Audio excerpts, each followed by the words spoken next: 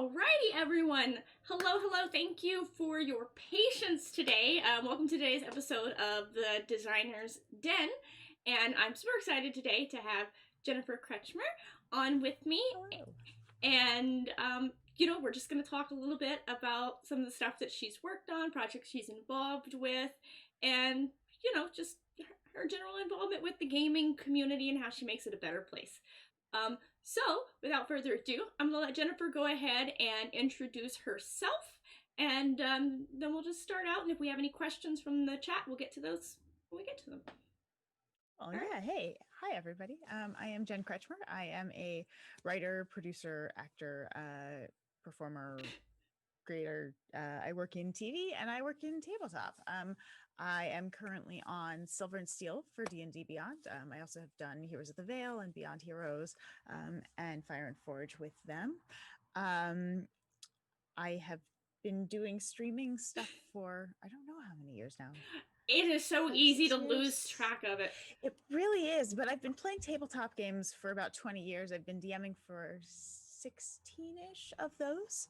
And I've been writing for about 4 years. Probably streaming and writing since about the dawn of 5th edition. About that? A little bit after, but yeah. Okay. One of the first things that I did on stream was I did GM tips with Satine Phoenix back. So that was 2014 when that launched. So sometime in the last 6 years you started them. Yeah. And then I did a couple of things with Satine. That sort of is what kicked me off. She really strongly was encouraging me because there were not a lot of women playing, but especially DMing or talking about DMing at that time. So she really strongly encouraged me to get involved more publicly, and I did. And then from there, I realized there was almost no one who was disabled talking about tabletop and being involved with tabletop. And so I started talking a lot more about disability and accessibility. So I have something called Ehlers-Danlos syndrome, which is a collagen disorder. It affects my joints, ligaments. Basically, collagen is the building block. It's a connective tissue disorder. And I have a bunch of fun things associated with that. So I'm an ambulatory wheelchair user, which means sometimes I walk, sometimes I use a cane, and sometimes I am on wheels. So I call myself the Riddle of the Sphinx. But I also was a minor in disability studies at UC Berkeley. And I have been working in terms of academic work with disability advocacy for a long time now, 15-ish years, both in terms of Hollywood improving representation, inclusion, and accessibility in front of and behind the camera, and then now in tabletop as well. So yeah. And the community is so much better for having people like you who are out there advocating for those of us who don't have the representation that we're having. It makes it such a welcome and opening place, which has definitely, in my opinion, contributed to the massive explosion of 5th edition, because we have all these faces now that we didn't have before, where people are like, oh hey, there's someone like me playing D&D. Maybe this game is for me. Exactly. I think knowing I didn't play D&D with another woman for several years. So it even that in home games took a while. But I think a lot of it does have to do with the fact that we don't necessarily see people who are like us. When we don't see someone who's like us in a hobby or an activity, we don't think there's a place for us. And having that visibility, I think, is really important, but also making sure that the games themselves are accessible and inclusive, and that there is representation in the fantasy worlds for people to exist there. And there has been a what I would term a massive push lately towards making the game itself more not only accessible, but also just less discriminatory, because as just kind of as a relic of where it started, unfortunately D&D and a lot of the other games that kind of spun off of it we're kind of rooted in a little bit of like sexism, misogyny, and racism, and like, it was product of its time, but I think that's one of the points that's made like this edition so good is that people have been willing to acknowledge that and embrace the change. Yeah, I think it's been really important. I think we are as a community really reckoning with um some of the history that is built in, and there are problems, and part of what happens with with any material, any media, is that it changes with the times. Nothing exists in a vacuum, and when you realize that there are these problems, which um, often arise when you have people creating who aren't, where it's not a representative or inclusive group of people. It's not from a place of malice, it's from a place of ignorance. It's not even something that you are aware existed or was a problem. And these things have been so baked into our society. When you look at ableism, transphobia, homophobia, racism, these are things that are systemic and have, you grow up in a society that is biased and bigoted, and it's not by any active choices that you are making, that you are born into that society. Where you do have an active choice is to change that, and to investigate your own biases and start actively working against those things, and building inclusive, welcoming spaces. Yeah, no, I completely agree with that. And one of the, I guess, most no, I don't. It's really hard to say which one's the most notable thing you've done. One of the things that comes up over and over again in conversations with people is this guide that you've put together of different resources that are available. And I was looking for the link I can for the put it to you in chat so you can. Yeah, I've got the Google document, but that's not the one you like to link. The one I usually link is a Google document Oh. because it is screen reader friendly.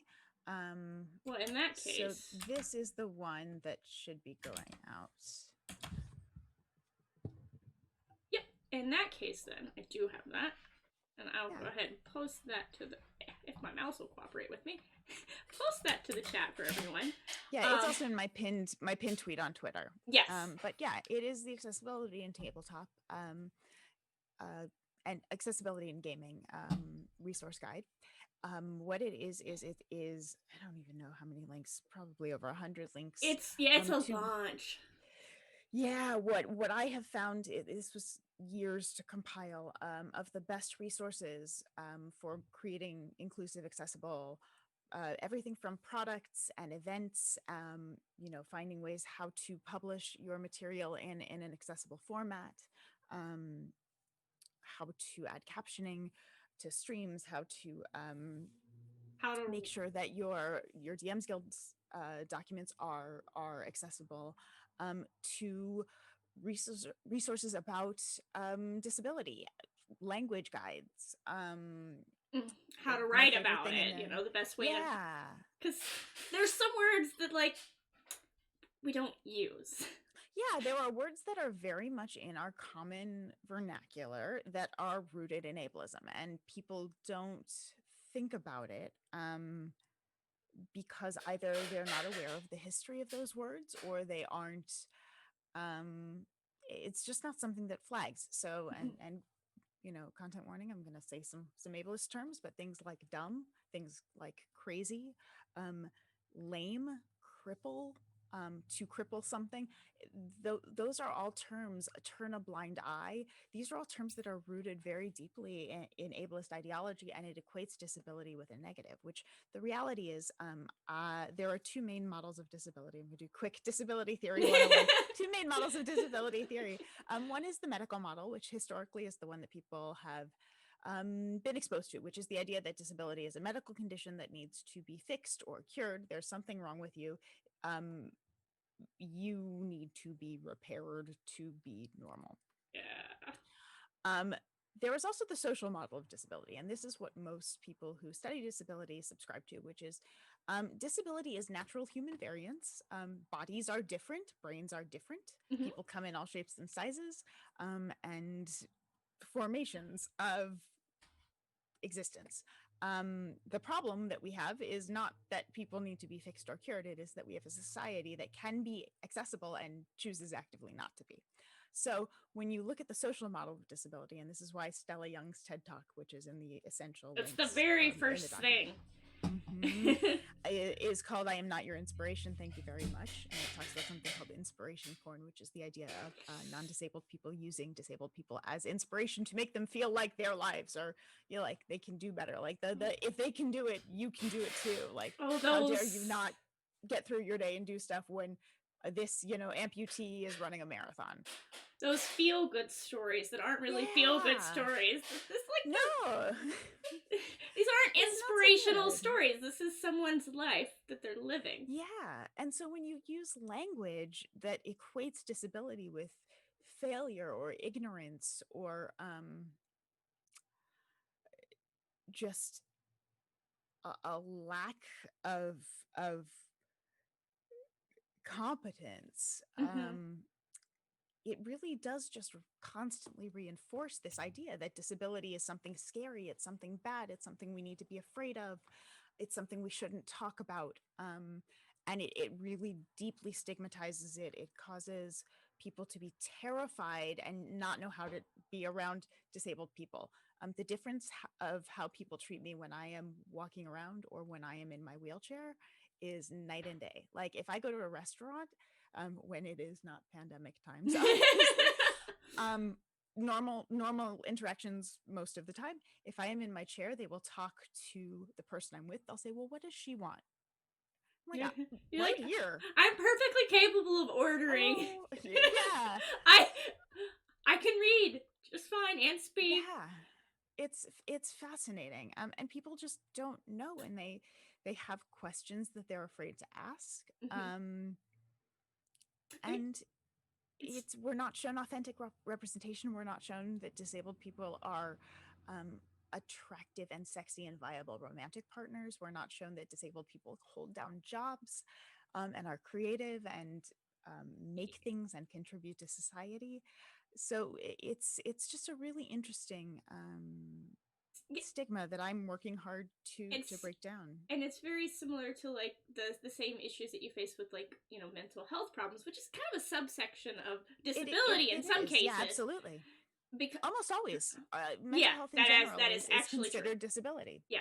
Yeah, addiction too is also considered disability. Oh, So absolutely. if you look at the law and what qualifies for disability as a disability, both of those things fit under that umbrella. So tons and tons of people are disabled and don't even know it. 1 in 4 people in the U.S. are disabled.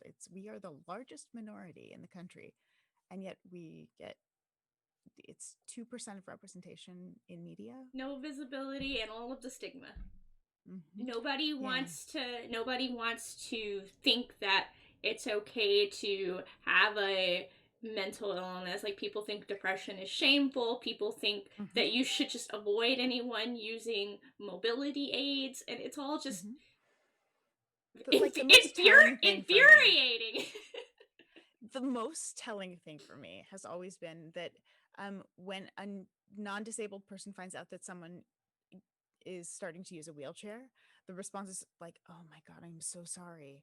And when a disabled person finds out that another disabled person just got a wheelchair, they're like, "Oh my God, that's so awesome. Like, you're going to have so much, it's going to be so much better." It's liberating, it's freedom, it's independence. These are things You that, get into that excitement. Like, what kind did you get? yeah. And instead, wheelchairs are used as a shortcut in storytelling, as, you know, for horror and for tragedy and for abuse and neglect. And it's not what it's about. It's really independence and freedom. Mhm. And I Oh, love my chair. I love it so much. that is So certainly true. I know when my departed grandfather now, but when he got his electric chair, all of a sudden it was like we could go places. yeah, you can go places. You can do stuff. You have energy. You're not in pain. It's the greatest thing. Yeah, so it's So just like you said, like night and day. It's just a matter of perspective and everything, and you bring that same perspective to your characters and to your content when you're creating all of those, and you're on these shows. And I like, honestly, it's very refreshing to see someone just like go through like playing a character who has a disability, and it just be like it's just part of who the character is. It's like it's not a tragic backstory. It's just like, yeah, Yeah, I need I seriously, when you're living in a world that is constantly being ambushed by monsters, it makes a whole lot more sense to build in ramps, which, by the way, is on page 17 of the DMG. If anyone it starts arguing that is. ramps don't exist in fantasy worlds, like, look at your DMG. It's in there already, talking about yuan-ti temples. Yeah, and if but you like, major cartographers who include ramps, like Dyson Logos puts ramps in his yeah, maps. Like, it makes so much more sense to build a ramp than it does to constantly be paying high-level clerics to do all sorts of spells to try and like bring back limb. Like, magic is it seems so expensive. pointless. Yeah, and also not everything can be fixed by magic. So, That's that too. I mean, not. but also it's not that every character has to be disabled that I play. That's the No. other part of it, is like a lot of what I'm advocating for is that the world is accessible and that there are disabled NPCs, and that Mm-hmm. it is, the same way that we talk about how we need to make our worlds more inclusive and aware, like be aware of who we're putting into those worlds and what our NPCs are, and how we're using cultural influences, and how we are looking at um, stereotypes and things that have been historically included that we're trying to change. I think that the same thing needs to be happening with ableism. But also, I really like telling good stories. I love playing D&D. I love the lore of the universe. I'm a huge lore geek. My campaign is centered around the seven lost gods right now, and Ooh. stealing from Shar's pantheon, and what that does to the world when the Queen of Air and Darkness steals it and the world starts changing, because the Feywild shouldn't have anything that you don't want manifested in the world. When you steal Forgetting and Lost, it starts appearing in the world, and that's a problem. um, so I'm a big fan of that sort of stuff. Anything like messing with the gods, the deities. That's always just like such a fun story. I did one with um Lathander and Taiki, and there's just Mm-hmm. so much lore there. And then Taiki split into um Bashaba and Timora, and a lot of times Mm-hmm. people are like, "No, those were always around." I'm like, "No." No, and Lathander split too Yes, he did. He from did. Anuater. Mm-hmm. He did. He did. Yeah. But there's just like so much history and lore in the Forgotten Realms, and you can make such a rich and immersive story. But even if you're looking at like the actual just like history of the realms, like you said, like all of this is there. It's canon. There's ramps in the DMG. There are NPCs that have disabilities. Like, this isn't new stuff. There've always been disabled people, gay people, colored people. All of this has always existed in D&D. It's just more people are shining a spotlight on it now, and like people know how to do this. People have always done the pirate with the peg leg who gets around just fine. Like, Yeah, no, that's the thing, is people like get pushed back so hard in accessibility and disabled characters, but then they're fine with pirates, and I'm I'm like, like, you you're know, looking at multiple different disabilities and accessibility devices there, but you do you. like And you know again, how to do it. none of this is mandatory. That the D&D police are not going to show up at your door and Oh insist no, that you put ramps in, but it's your story. it's just kind of startling how vitriolic the response has been. To Sarah's combat wheelchair, Combat Mustang's wheelchair. combat wheelchair, and to when I published the doc, I got a lot of pushback, and it continues, and I'm sure it will continue. Um, And but just, it's really interesting. And the other thing that I think I really want to make a point of is, just because someone belongs to a marginalized group the content they create does not have to exclusively be about that. Nope. Though, um, it's always much better when you have someone who is able to authentically represent that experience. And then that's So, why sensitivity readers are very important. Like yes. if I was going to write a campaign and kind of base it on well, I'll go with Pacific Islanders because I've seen Una's in my mind. Like I would want someone I would want someone of that ethnicity and ancestry with that cultural knowledge to sensitivity read it to make sure that like I'm not just fucking this up because Well, like after that, that Sina Una even hired sensitivity readers. they did Like they are a group of marginalized creators, and they brought in additional sensitivity readers to make sure that they were representing the groups that were within their stories accurately and authentically. And it's very challenging, especially when you're dealing with marginalizations that can affect mechanics. That can get very tricky. When you talk about things like Call of Cthulhu or other games that have madness mechanics, first of all, madness is a term that is really not cool. It's a very nondescript term for some sort of mental illness. Yeah, they send you to the madhouse. Yeah, so if you look at something like Fate of Cthulhu, that did a really awesome thing on a couple of levels. Because first of all, Lovecraft. Can we swear here? I'm not gonna. Yeah. No, Okay. I can't. Lovecraft's a fucking racist. He's a piece of shit. So that is something that informed a lot of his work. So there's that. Like, and people have tried to say product of the times, whatever. No, even people then were like, dude, no. So that's a problem, and that is something that I think whenever people are dealing with cosmic horror that is based in specifically in Lovecraft's stuff, apart. You have to acknowledge. So Fate of Cthulhu straight off the bat was like, hey, we're going to just call this out right away. We're going to have a team that includes a number of Black writers who are going to be able to acknowledge where the issues are, indicate that, and we're going to be able to work around and against those issues. And also, we're going to do away with any sort of sanity mechanics. We're going to change it into, I think they did chaos mechanics. I believe that is right. I don't actually play a lot of I lent my copy to someone, so I can't remember the term. Horror genre stuff personally, because like hyper realistic dreams, and it's just not a good mix. See, I love horror stuff. I'm a huge fan of it, but I think they did some really cool stuff with doing away with that. But also, Evil had published what I think is one of the greatest guides in terms of accessibility, which is the Fate Accessibility Toolkit, which was written by a bunch of disabled authors, and it's phenomenal. I cannot recommend it highly enough.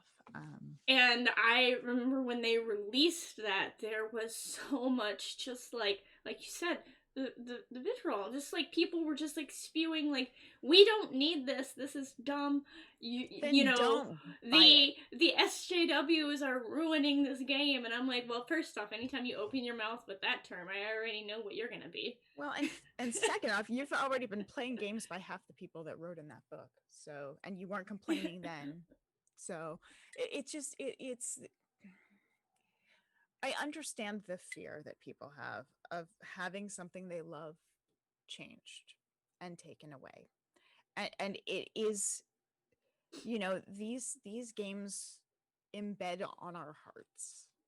We play them because we love them, and the collaborative storytelling we get to do is, there's nothing like it. It's the best. But no one is telling you have to implement these things. No one is forcing you to buy this material. But what it is doing is giving you ideas of ways not only to make your game and your world more inclusive, but also there are going to be things that spark your imagination of new ways to approach stuff, of new stories to tell, of things you never thought of that this is going to inspire. And that's what I think people don't realize, is when you open up your world, when you get more voices in your storytelling, the stories you get to tell, like that, those walls will shatter, and you'll suddenly have access to all of these new concepts. This actually kind of reminds me of a bit of a tangent here, but parallel. I watched this show the other day by Julian Fellows, who did Downton Abbey, called The English Game, and it's about football, soccer for Americans, and like how it was very much a game for the elites, and like the working class teams played against them, and these two fellows who like started like the professionalism of it, that is like paying players, and how like them allowing it to open up and become something beyond like the elite British people playing it has made it into what it is now, where football is it's a worldwide phenomenon. Mm-hmm. And like, by the way, if you haven't watched Ted Lasso yet, it's a delight. Oh yeah. And so like, if they hadn't like taken that moment to like step back and be like, this game is bigger than us, like, mm-hmm. where would we be? Like, we would not, it wouldn't be what it is now. And like, it's grown and it's become like a passion for so many people, and that's really like exactly what it is here. For anyone who needs a sports metaphor, we've got the perfect one. Yeah, well, and I think it's also the same thing that there was when sorry, I lost my train of thought. That happens to me all the time. It's the same as the idea of when these remakes are happening and people are saying, you ruined my childhood. It's like, no, that movie doesn't go away. It's still there. Neutralized. You can still play first edition if you want to. You can go get that and play first edition with no problem. No one is stopping you. Your game can be your game. That's the best thing about role-playing games. Like, you can mix and match the additions, the game settings, the whatever it is you want. If there's a thing that you like out of 40 different books, you can take all 40 books and smush it together and make your own. It's literally whatever you want to be. It's role-playing. It's your imagination. Completely. And I think that's something that's just so important, and that I have seen people react so strongly to. And when new rules are released, or when UA comes out, or when they change something, it's not, nothing is being taken from you. We're just adding. There's more options. Yeah, it's more choices. It's different. And if you like this game, having the game be bigger means we get more of it, which it means it's more likely you're going to get something you do like. And the more people who come on learning 5th edition, like, the more people that you're, who are going to go back and learn older editions. And so like, if you're hardcore, like, 1st edition fan, like, you're just expanding your pool of possible people. So it's like there's no downside. Mm-hmm. Yeah, no, I think it's really I think it's this community is so wonderful most of the time. Oh yeah. And then these things happen, and I think quarantine has amplified it, because I think people have a lot more time to be online and finding reasons to engage. And I think we're all upset and angry about things just in general in life. It's been a rough year. And when our escape feels like it's being threatened, I think that's amplified things. I feel like it's definitely become the year of the unnecessary hot take.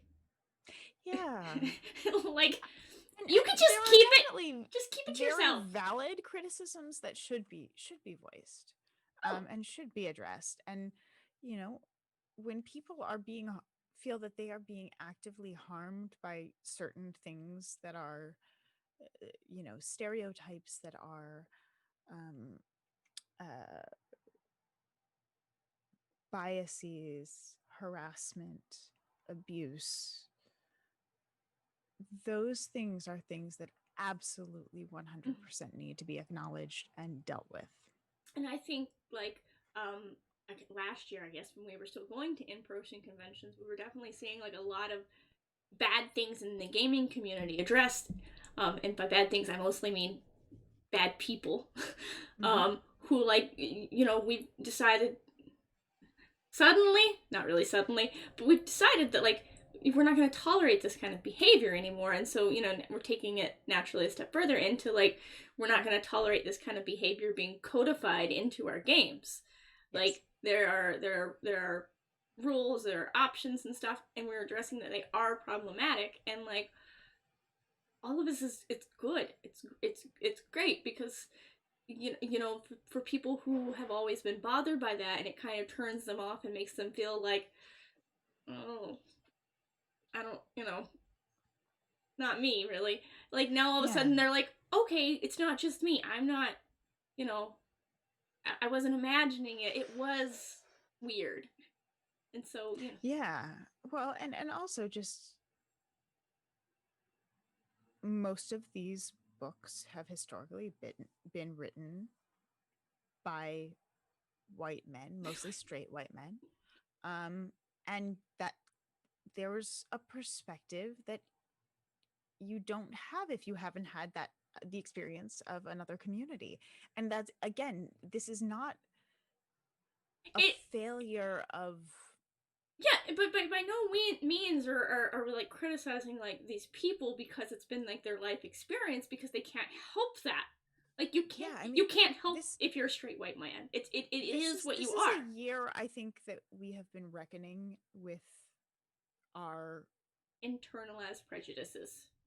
yeah, our history and our legacy as human beings in this country, and our history of racism, and in doing the work on that, you learn a lot about your own biases. And but by no means would I feel that I have addressed Oh. everything that I've spent my entire life steeped in. So it's an active process of unlearning and addressing. But if I'm dealing with having characters from groups that I don't belong to, I am 100% going to need to have someone who knows those lived experiences better than I do. Mm-hmm. No, I recently, what even is recent after you turned in a project and it was started way back when. Recently though, done a project where it's, Icewind Dale stuff, so a lot of that culture is centered on the native peoples of Americas, and so, like, First Nations and everything, and so we incorporated some of those people in there, and I've leaned heavily on my co-author on that because he has that heritage and he spent his life learning that culture and everything. And I was like, I want to be, respectful in the part where I'm writing it, because, like, yes, I've researched it in depth at this point because I'm writing something. Of course I'm going to spend like 3 weeks researching it. But no amount of research can be that, lived in. It Well, just and can't. I think it's really important to acknowledge that you're going to make mistakes Oh. as a creator. Like, part of this process of learning is making mistakes. And it sucks, but that means you're trying and it means you're learning. Um, I mean, and as long as you're learning and growing from it, I think that that's something that people um, have to be willing to understand is part of the process. And I know for me, for in terms of ableism and things, when I know people are trying and making the effort, I'm never going to begrudge someone making a mistake when they're making the effort and trying to learn and trying to do the right thing.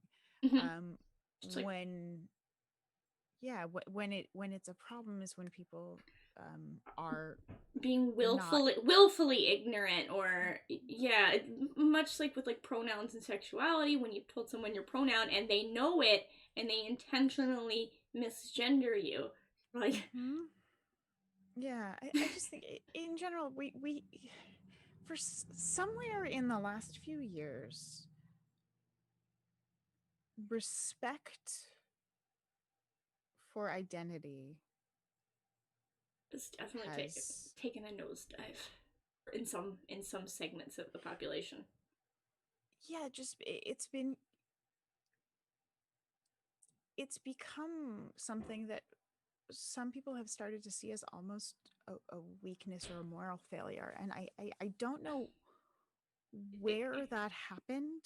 It too frequently now ends up being like the punchline of a joke, and it's not a joke. It's not funny. Yeah, but it's even beyond that. It's like, as human beings, we've stopped recognizing the humanity of other people, and I think it's a deep systemic problem, and it really worries me, like the loss of empathy. And That's a I good think way. a lot of what we're seeing right now in the world is rooted in that, and it's been really terrifying. So as someone who's immunocompromised, I have, until this week, where my apartment has been dealing with some urgent repairs, I had not left my apartment or been around any, I mean, I still haven't been around any other people, but in 9 months, except for doctor's appointments, been completely alone in 3 rooms of my apartment for 9 months. um and watching the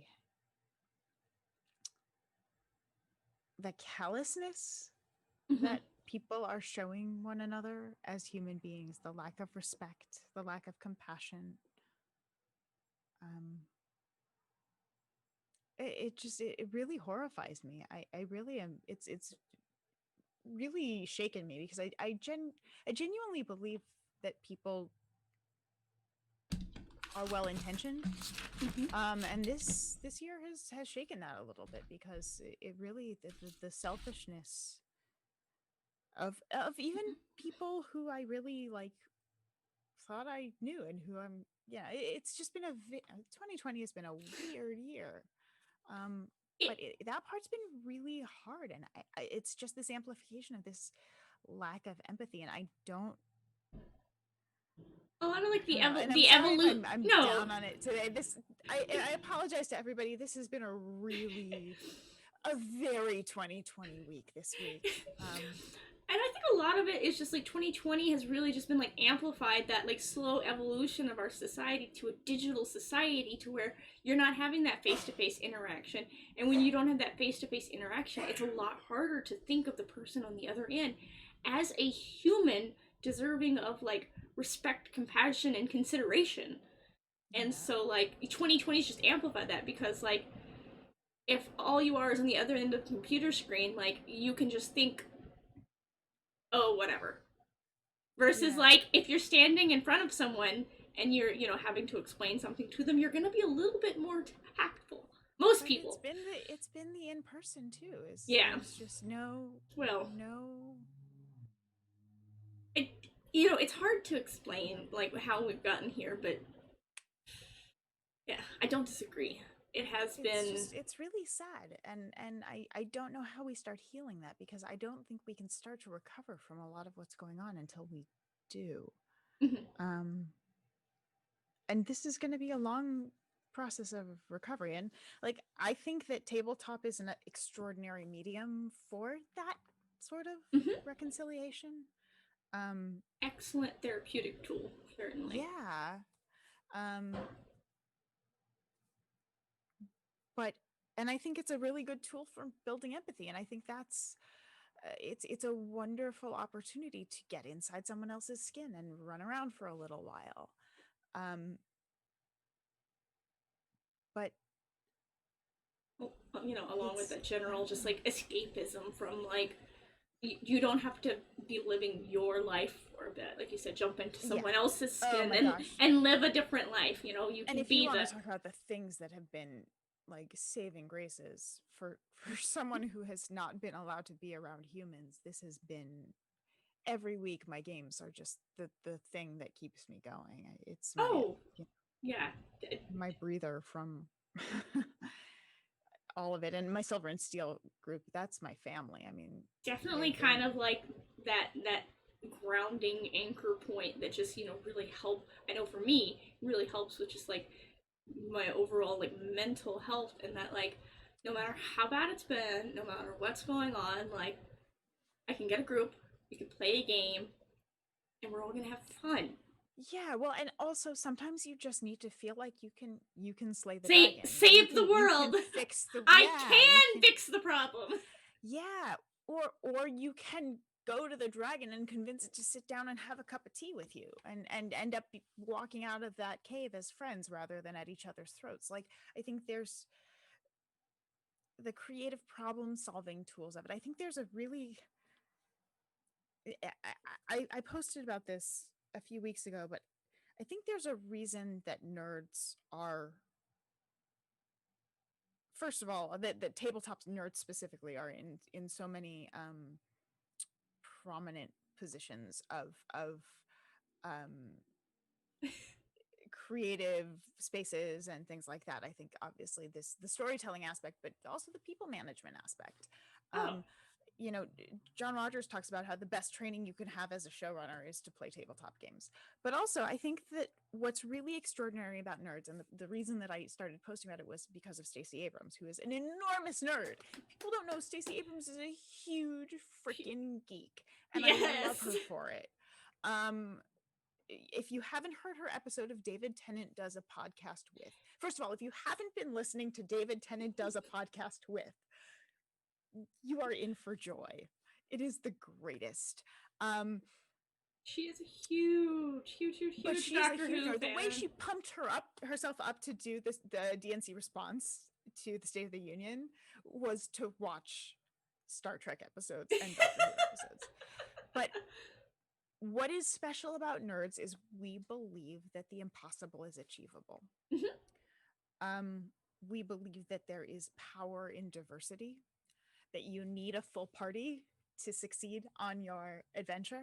You need people with different skills and different experiences and different backgrounds, because, you know, while you can get by with an all rogue party, A balanced party once has in a diversity. while, a cleric would be really great to have in that mix. And it would be sometimes really nice to have a tank.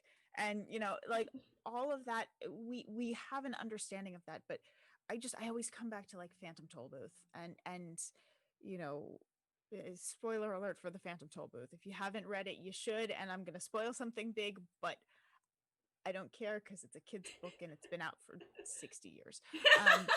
But at the end of it, they come back and they say to Milo, you know, there was something we didn't tell you before you left on the quest. And he said, well, what was it? And he said, well, it was impossible.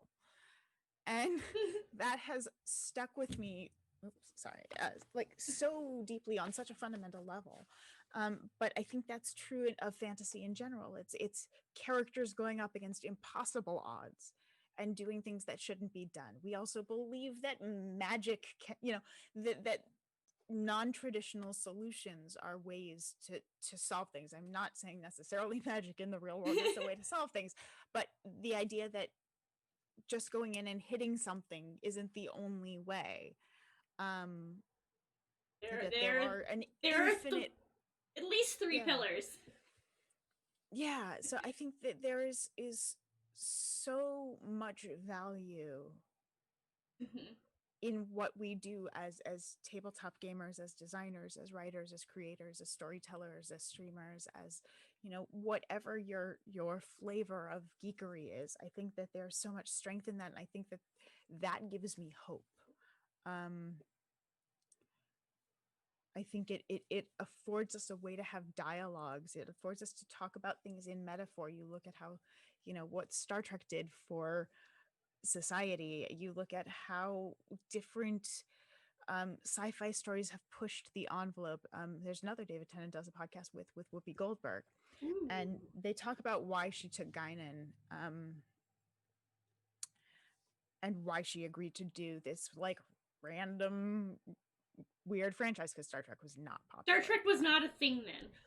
Yeah. I mean, it was a thing, but it just wasn't Well, super popular. It was yeah. it was fringe. One of those like, And she said, because I needed people to know that there were Black people in the future. oh yeah. And that there's something so incredibly powerful about that idea. And for me, I feel the same way about fantasy and disability, because I think when you decide that a group of people doesn't belong in your idealized story, in this amazing world you're creating, when you decide that there are people who don't exist there, it tells you a lot about what you think of those people in the real world. Mm-hmm. Um, and to take it, I'm going to go dark for a second here, but you extend that into the real world and what's happening, and there are people dying because people think that disabled lives don't have as much value as non-disabled lives. There are people who are in hospitals being denied ventilators because the doctors don't think their lives are worth saving. There was a man in Texas a couple of months ago who was denied a ventilator. He was quadriplegic. He had a wife and 5 kids and was denied a ventilator and died. And there was a recording of the doctors saying to his wife, well, he has no quality of life. And she's sitting there saying, he absolutely does. He has a family and children. He has a full and, robust But life. Like, there's these ideas that people are not as worthy of existing. And it's so deeply harmful and insidious. And then we've got, yeah, I think when you are creating these worlds, this is why so many marginalized people are saying, please put us in there. Please make sure that we know that our lives are of value, and whatever group you're talking about, whether you're talking about, queer folks, trans folks, people of color, disabled people, whatever group you're dealing with, like, and people may not be open about their marginalizations. yeah, You are implicitly telling people by extension that you do not think that their life has value, that they should exist in the world. So it's a really, really your important. marginalized friends hear you. They see you when you say stuff like that. Yeah. We've actually got a pretty good conversation going in chat. Yeah, I'm catching up right now. Yeah, starting with, can you imagine if we had this pandemic 20 to 30 years ago without the internet? In theory, you would think a pandemic would have helped us come together. But, like I say, it can bring out the worst in some people, also the best in others. But, a society has a tendency to focus on the bad because it's more interesting. Which, yeah, I think that's a pretty good. It's like easy to. I think that there's a couple of factors in this. I think if it had happened 20 to 30 years ago, you were dealing with, this is going to get complicated, and I'm going to keep it as apolitical as possible, but we'd have had something between the 1918 Spanish flu. There was a fairness doctrine. We didn't have cable news, so there was a precedent of equal time with political candidates. There was more vetting of fact. So when you were only getting verified fact in media across the board, everybody read the newspaper, and the newspapers in general were reporting the same set of facts. There's a very different thing that happens when that's the case. Politics until the 80s, was fiscal, not social so yeah. much. Definitely more on that side. But also there was a far less distribution of misinformation. And you look at the pandemic of 1918, and things were handled very differently, but and it was 2 years. It took a long time because science moved more slowly, and we didn't have the tech we have that is allowing scientists to share information either. But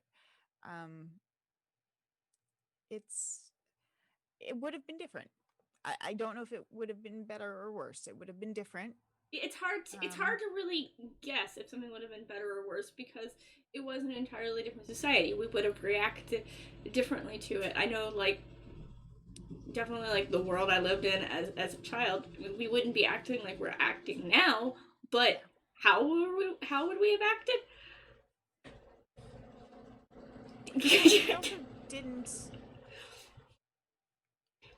There was at that point in time, that was around when the Cold War ended. Berlin Wall was coming down 30 years ago, and so, like, the world was very much focused on being a more connected, compassionate place at that point in time.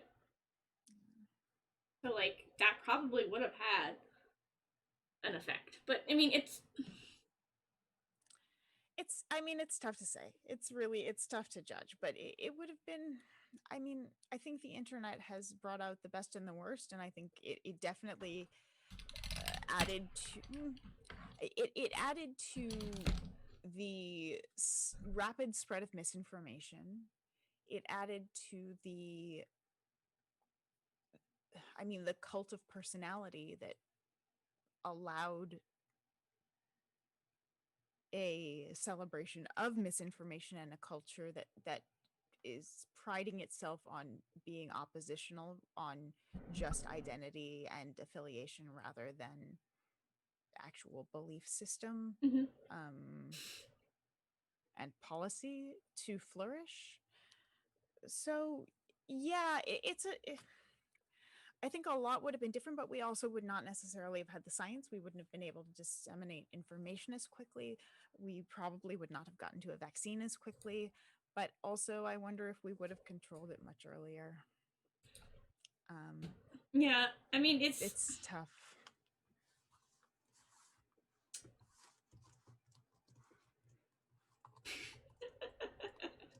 it's more chat comments, but they're getting really into the politicals. So let's Yeah.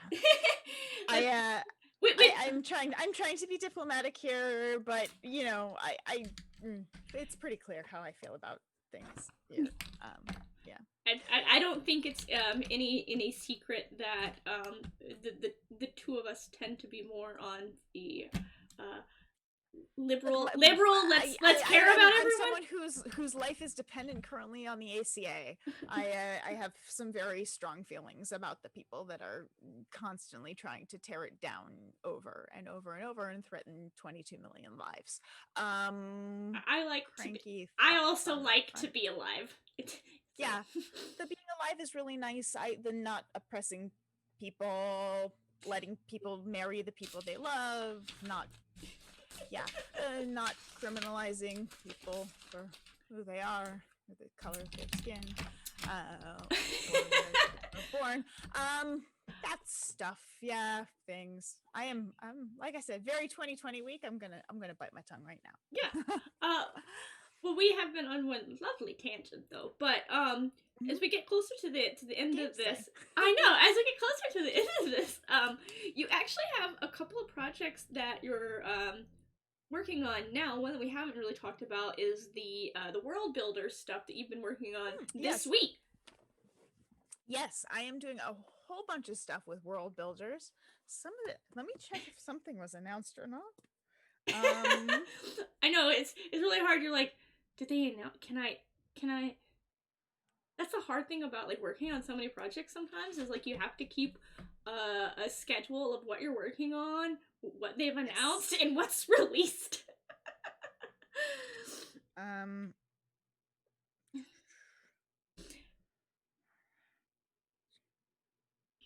But you have been doing a series of panels for the world builders stuff. I know you posted about it. I'm doing a bunch of panels next week for world builders. I am doing tomorrow. I'm doing all of the 11s this week. Not all of them, many of them. Are you having snacks with your 11sies? I might have to have snacks with my 11s. We will see. But tomorrow I am doing a panel called surviving how I survived the absolute shit show of 2020. So that's gonna be really fun. If you don't know about what World Builders is, World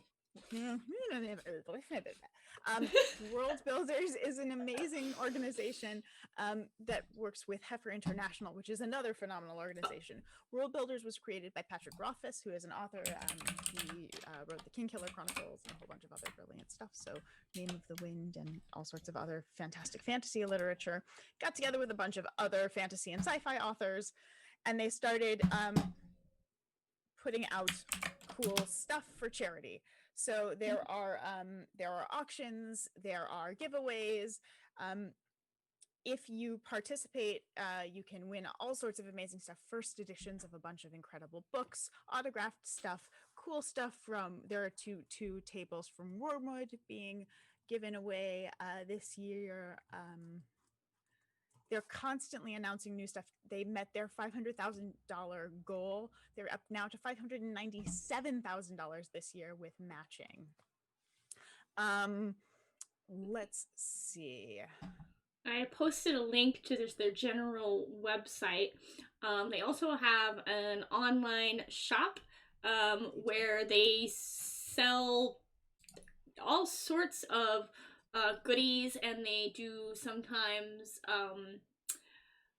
auctions and things of that nature. I know right now they have some pretty cool A bunch of cool first edition Dresden Files stuff. They have Mistborn stuff. They have all sorts of beautiful things. Pat does a favor ring every year. If you win the favor ring, you can cash it in for a favor from Pat, which is yeah, that's pretty special. People have asked to do an ARC of book 3, things like that. Or you could have Pat show up for your kid's 16th birthday, or whatever you want to do. That would have been, Pat wasn't, hadn't been writing the King Killers chronically at my 16th birthday, but if he had been, that would have been 16-year-old me, like, ideal birthday party. Let's have my favorite. If we could have gotten Anne McCaffrey there, that would have just been like perfect. Awesome. That would have been like, how can I top that? Life is done. I actually did meet her not too many years after that at Dragon Con. That's so cool. It was shortly before she passed, so I'm eternally grateful that I had the opportunity. But yeah, they have a lot of like great stuff, signed books, pens. It's really just a great organization, and it really is. Support a number of charities, all centered around like lifting people up out of poverty. So Heifer International is an international organization that goes to regions and teaches people how to farm. It helps them get livestock in some places that have issues with warlords who will come in and take any money they have. That's a really dangerous thing, is to give direct money. But if you give people goats and cows, give them the means to become self-sufficient. Exactly. They also, World Builders, Heifer International also has, they have an incredibly high rating on Charity Navigator, so you can look at their stuff to see what they are all about. But they do, they also focus often on working with the women in the community, which is really how you can enact change in many of these communities.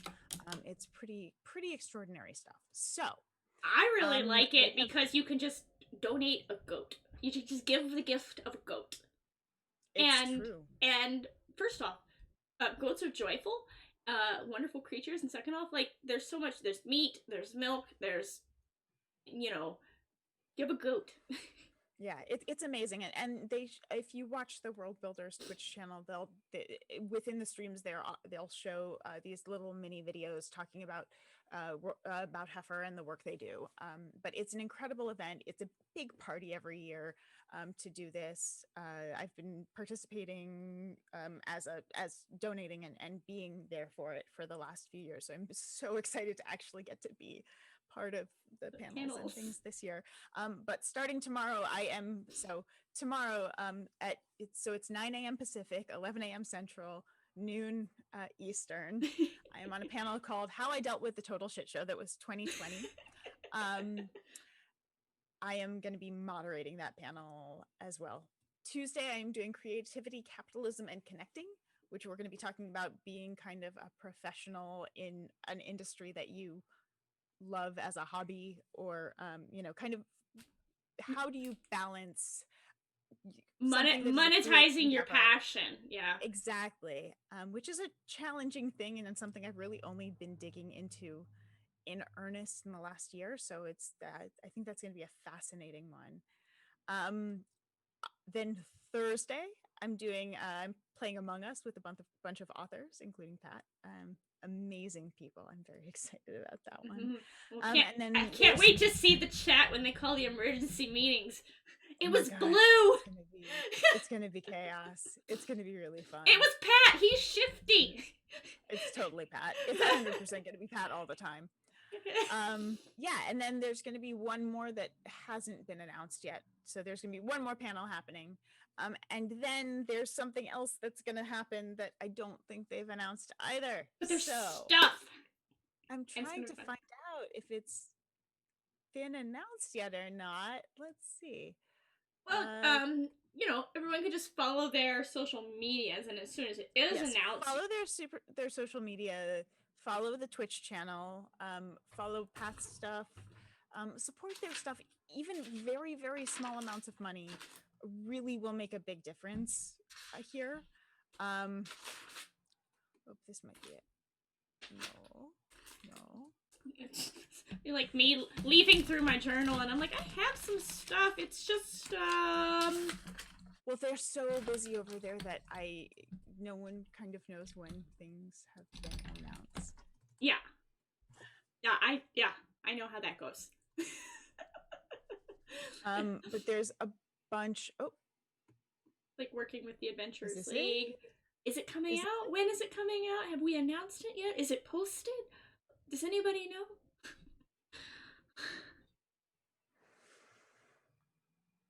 That's 2019.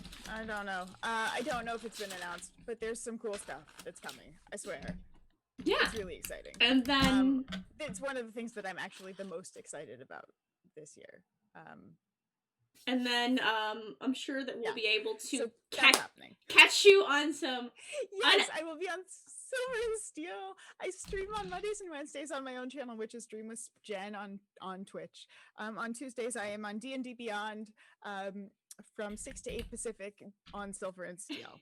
And you'll be on some unannounced streams to be announced. Unannounced streams to be announced. There are three shows at least to be announced, and several writing projects to be announced. One I think is being announced very soon. I've been doing some sensitivity reads on some super cool stuff as well. She did mention the Among Us game, yes. Yeah. I did mention the Among Us game. I did. Yeah, I'm very excited about that. That's going to be really, really fun. Yeah. What else? I don't know. My brain is so fried. I'm so sorry, everyone.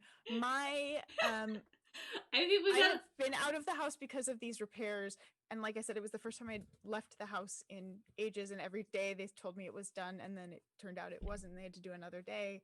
And then yesterday they told me it was finally fully done on the things that had to be done immediately. And then today, right before this, my sink started running and would not turn off even once I shut off the water. So, okay. Yeah. We've got today, a lot of no brain. A lot of sympathy down there for having to rack your brain digging through your NDAs as well, because it can be a bit of a you need a Rolodex for your Rolodex for your Rolodex. It's so much. But there really are very cool things that are coming. I'm just trying to look at the schedule and see if there's stuff I can mention that's been announced. 5 a.m. stay up and get deep with Jen stream. Oh. 5 a.m. Oh gosh. No. Oh no. No. Oh no. Not morning people. But look for something that's going to start in December, something that will be in January, maybe. So lots of stuff to look forward to get everyone through this dreary winter. Yes. Twitter is going to be the best place to follow and find out what's happening. But there will be things, and also if you hang out in World of Warcraft, that's no one's getting out of quarantine without a vice. I've decided, and this one's back. I've been doing Diablo 3 because it doesn't require a subscription. No, I wouldn't have. I was a huge WoW player back in college. I was too. Yeah, and a friend just convinced me. It took him 3 weeks to convince me to get back in, and now I'm just like. Are you playing Shadowlands, or are you going back to Classic? Classic. Yeah. Because my Shadowlands, my characters are all dropped down to like level 20, and I'm sad. It happened. Yeah, it happened. yeah, it happened. In any case, I normally have a little bit more brain than this, just a little bit, not much, but a little bit. But thank you all so much for being here, and thank you so much for having me. But please check out what World Builders is doing. It really is an amazing thing, and it's for such a small amount of money, and they keep getting matching funds, which means that you're doing double the good. Also, this year, if your employer does charity Yeah, so it's matching, to you can say. automatically match. You can pay through PayPal this year.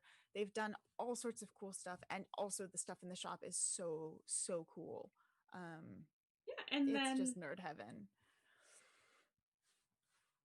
yeah, no, I'm excited to catch as many of those streams as I can. I'll probably have to watch most of them later because like 11 a.m. is a bad time for me now.